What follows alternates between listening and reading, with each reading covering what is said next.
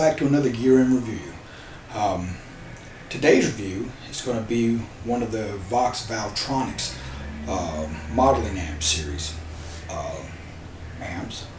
It's going to be the AD50VT-XL.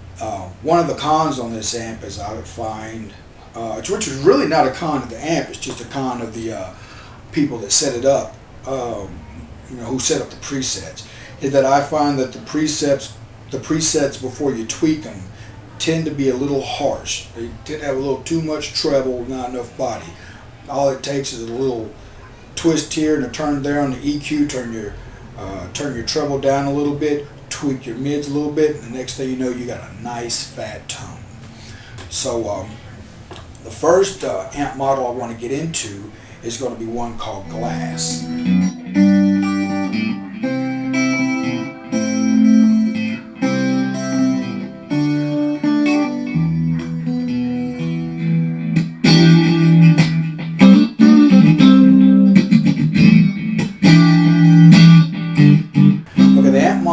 Demonstrate this time is another kind of very clean amp, but it has just a little bit of dirt to it, just enough, and that one's called Funk.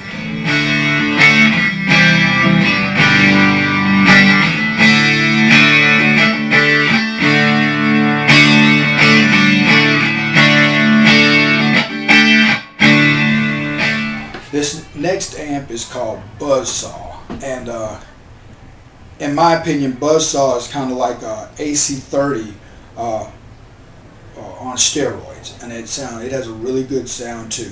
I find though that like a lot of players that I hear that play AC30s, it always sounds like the trebles are a little too much for me, and I usually wind up having to dial it way down, and I also had to do on this model, but I mean it still sounds very good.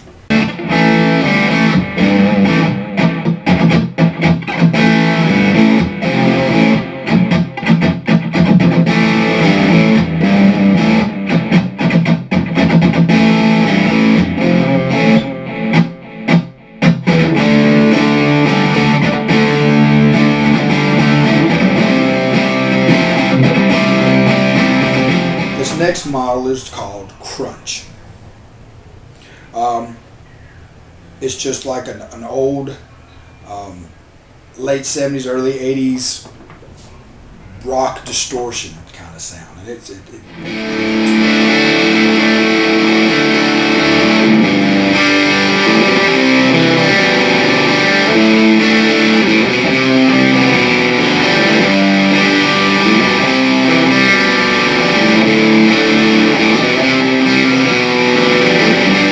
and the next model is straight from the Bay Area music scene from around about the 80s, called Thrashed. And I like this amp model. There's really not an amp model on here I don't like, but I like this model too.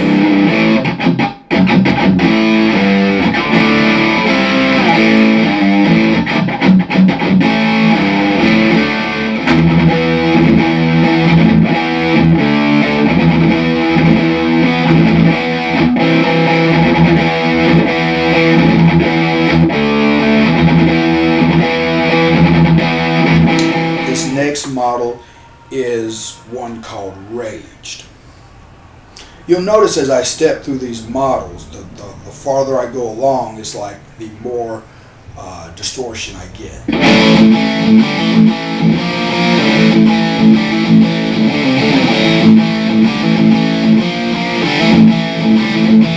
Now this next one, this was made specifically for all you palm muters out there, and this one's called Modern. And it's got all the bottom end you will ever need.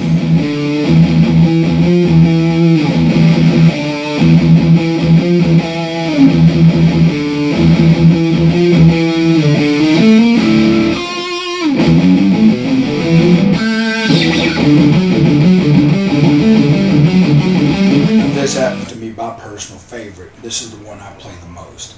This amp model is called Fluid. And personally for me, I really can't see anything that you couldn't use this model for. It has just a just like its name, fluid.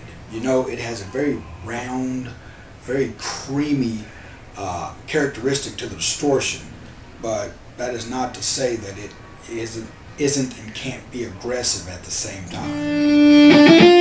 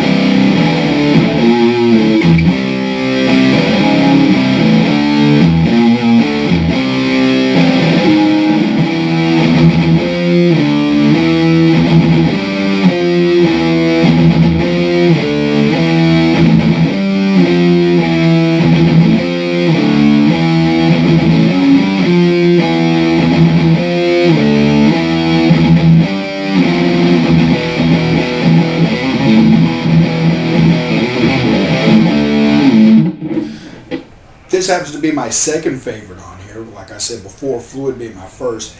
And this one is called Molten. Now, the preset for Molten, I think, kind of sucks. But hit the bypass switch and turn that effect off, and you have a very aggressive yet very creamy, bold, full-flavored distortion.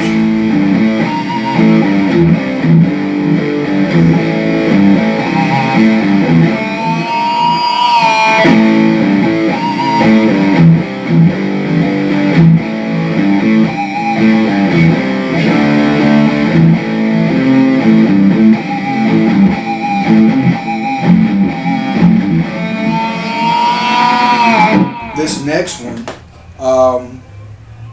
is called Black. And it has a, like I said, once you dial out that pre-factory dialed in super highs, it has a very, very, very good dark sound, which is good for like doom metal, things of that nature, in my opinion.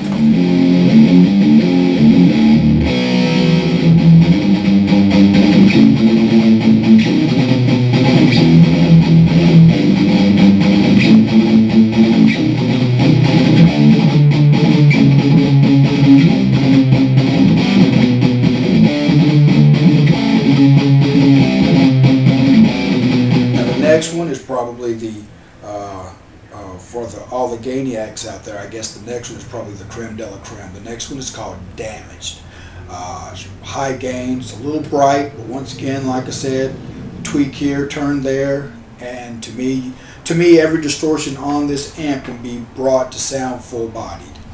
Now, that being said, I plan on doing yet one more review because I want people to be able to see how well this amp stacks up to a Cube 60. I'm not saying it's better than the Cube 60, but I'm saying it is at the very least on par.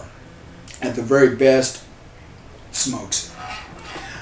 But in order to really get that across to you guys, I'm going to have to do a part 2 to this one, which is going to be with this amp plugged up into my 412 cabinet, and that one will be coming.